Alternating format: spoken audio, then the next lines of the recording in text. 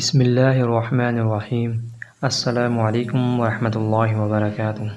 امید کرتا ہوں سامعین کرام آپ خیر و عافیت سے ہوں گے اور ایمان کی تازگی سے منور بھی ہوں گے انشاءاللہ تعالی۔ درود شریف کی برکت سے قبر میں جنت کی نعمتیں۔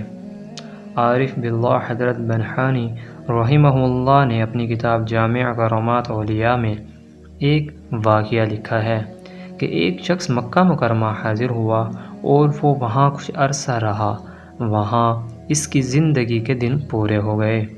جب لوگوں نے اسے نہلا کر کفن پہنا کر جنازہ پڑھ کر دفن کیا تو وہاں ایک ولی اللہ بھی پہنچ گئے۔ جب لوگ اسے دفن کر کر واپس ہوئے تو اللہ عز و جل کے ولی وہیں ٹھہر گئے۔ انہوں نے بذریعہ منکر نکیر قبر میں آئے ہیں اور اس مرنے والے سے معمولی سا حساب لیا، پھر قبر نے کھلنا شروع کر دیا اور تحت نکاح قبر وسیع ہو گئی۔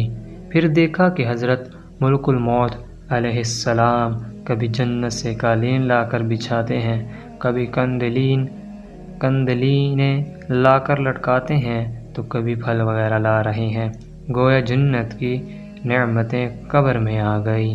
وہ ولی اللہ فرماتے ہیں کہ یہ دیکھ کر مجھے رشک آیا کہ کاش اللہ تعالی مجھے بھی ایسی قبر عطا فرمائے۔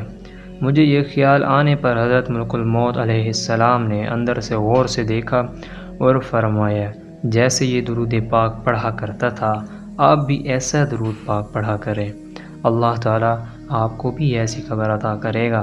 لہٰذا اے پیارے مسلمان بھائیوں، ناول اور فحش رسالے پڑھنا چھوڑ دو اور درود پاک کو حضر جان بنا لو تاکہ اللہ تعالی ہماری قبروں کو جنت کے باغوں میں سے باغ بنا دے، آمین۔ سامعین کرام، آپ کم از کم دن میں 100 مرتبہ لازمی درود پاک پڑھا کیجیے۔